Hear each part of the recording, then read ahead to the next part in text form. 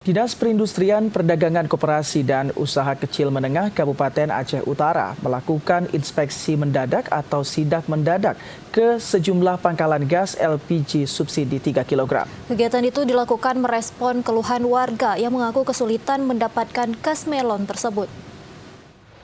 Inspeksi mendadak yang dilakukan di Perindakop Aceh Utara untuk memastikan stok atau ketersediaan gas LPG subsidi 3 kg mencakup untuk kebutuhan masyarakat.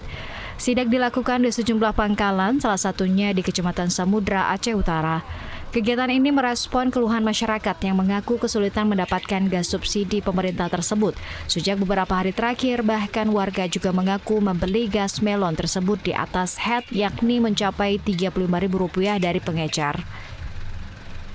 Kepala Bidang Perdagangan Perindakop Aceh Utara, Irwandi, menyebutkan dari hasil sidak hari ini, pihaknya belum menemukan adanya kelangkaan dalam penyaluran gas melon, serta tidak ada pangkalan yang menjual di atas harga eceran tertinggi, yakni Rp18.000.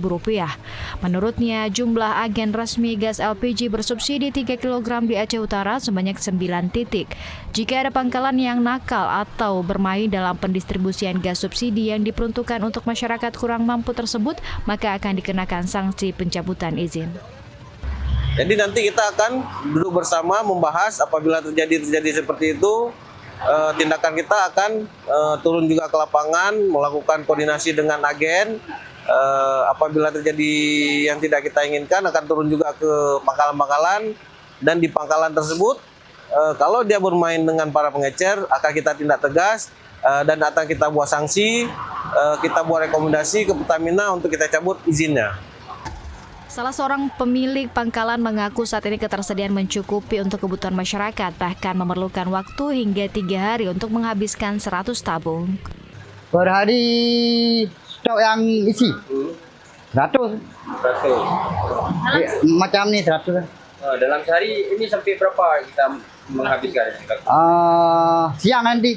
Kadang-kadang 2 hari. Kadang-kadang 1 hari setengah. Berarti stok 100 itu bisa mencapai 3 hari? 3 hari ataupun 2 hari. Kan udah habis.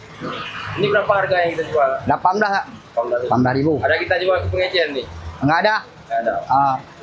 Satu KTP satu.